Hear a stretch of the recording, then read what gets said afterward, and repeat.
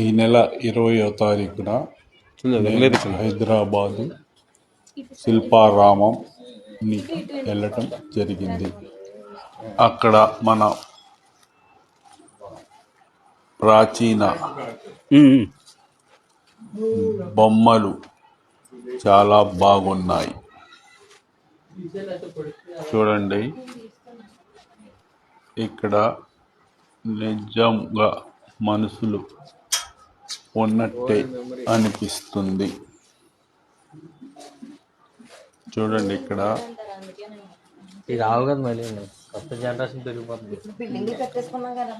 బుట్టలు అల్లుతున్నట్టు